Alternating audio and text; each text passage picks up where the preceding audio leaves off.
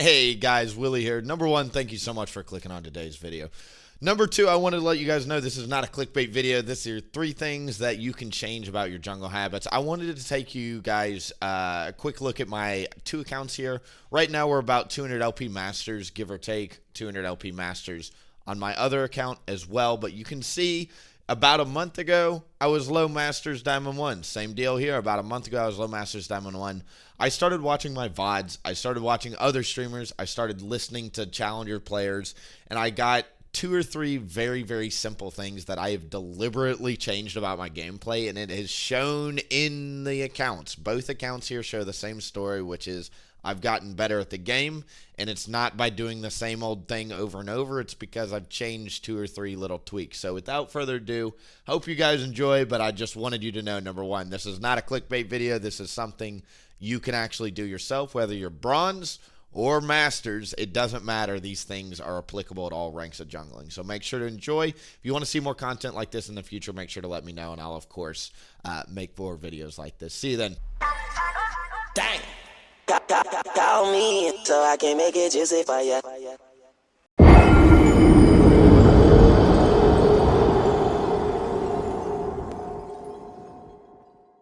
So number one, I came back to this game after about 3 or 4 years. If you know anything about me and kind of like my league career or anything, I started playing in Season 3. I streamed in 2019, and then I kind of played casually, and then I came back to the game.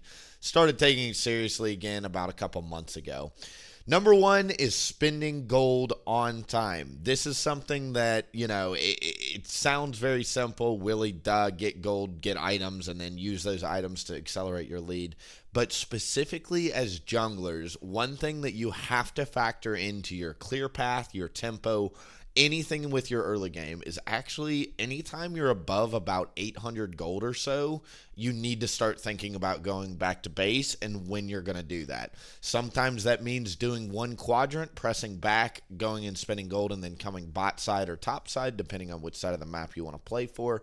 Sometimes it means doing a full clear, going back to base, and then doing another full clear. Sometimes it means doing both objectives, then spend gold, and then farm. And so there's all sorts of these micro decisions on when you go back to base. And my biggest piece of advice here, and the reason why I think I've honestly gotten a lot better, is if you have more than 1,000 gold in the bank, do not fight enemy champions. And I mean, you can still do it, of course. You can still look for outplays, especially if you already have item spikes. But I'm mainly talking about the first 10 minutes of the game. If you have more than 1,000 gold in the bank, odds are the enemy champion has already spent their gold.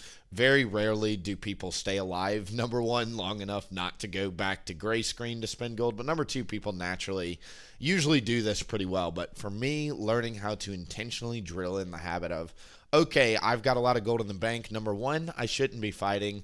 But number two, I need to find a good opportunity to go back to base. I need to pause my farming. I need to pause my clearing. Because the thing with League 2, especially as junglers, my jungler players out there, the more gold you spend on items, the faster you clear your jungle. The faster you clear your jungle, the faster your camps respawn at a higher level. The faster that happens, the faster you snowball. This season specifically, the XP leads that you see in jungle, they really don't kick in until level 10, 11, and 12. That's when you're going to start seeing yourself catch up to solo laners, maybe even pull ahead of them. And that's when you really are, in order to get to those levels, you have to play extremely well, extremely smart.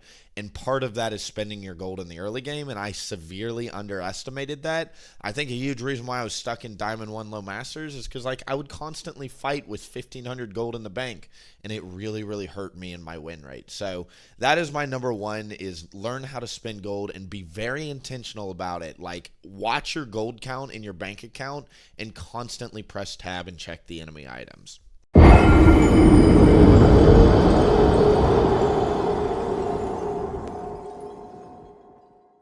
Number two, this is another one that every jungler should know or should have heard at some point, but frankly, it's something we all need to be reminded of. Don't force objectives, all right?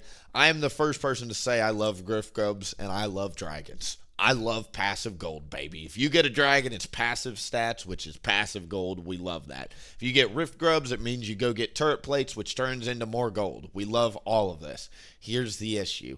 A lot of times as junglers, we often get a little greedy, a little blindsided by the objectives.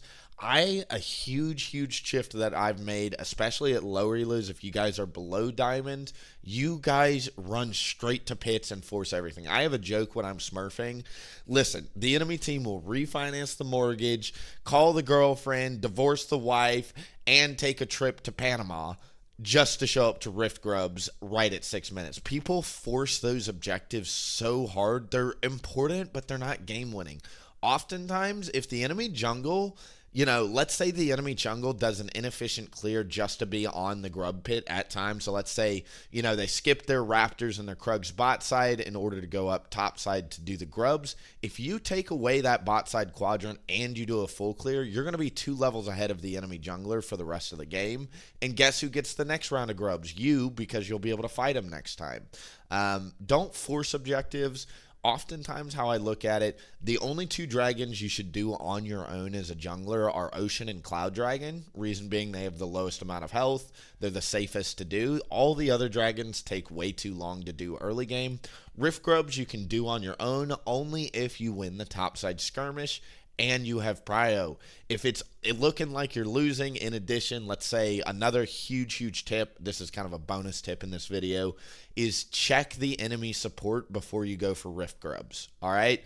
Oftentimes, supports will roam topside to help Rift Grubs. Do not let them surprise you. You are smarter than that. If they are not on the map, assume they are at Rift Grubs helping their jungle get Rift Grubs. That's just how it goes, okay?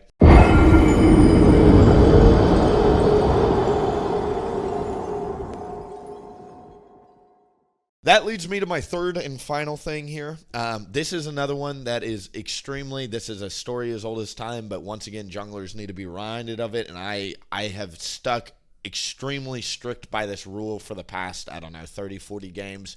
Ignore your losing lanes, okay? If you have a losing lane, let's say it's a Quinn top, it's a Darius top, it doesn't really matter.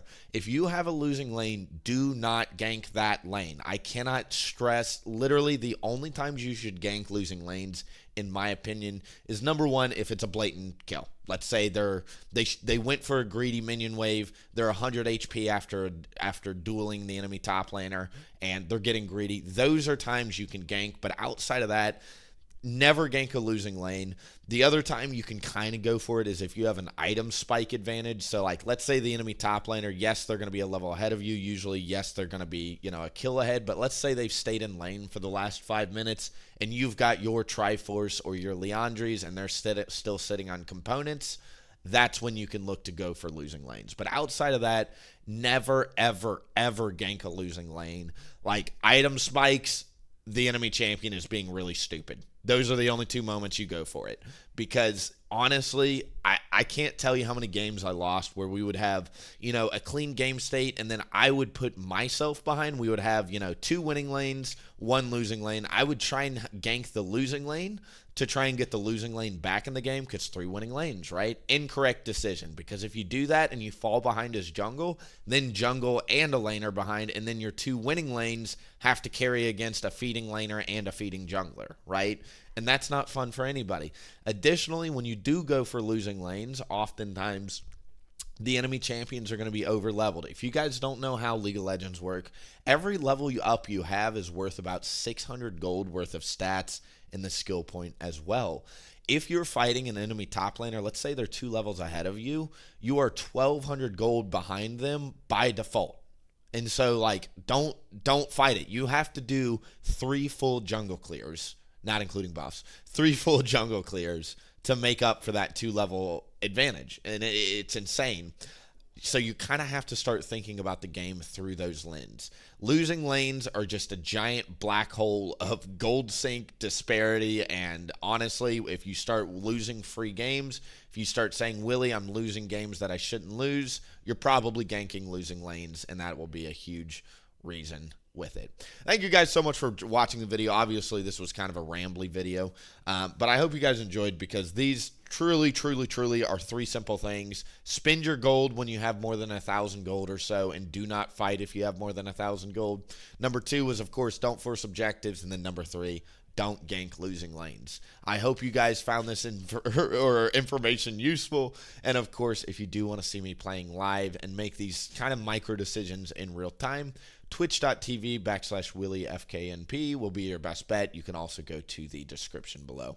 Thank you guys, and I will see you all in the next one. Dang. Call me so I can make it juicy for ya.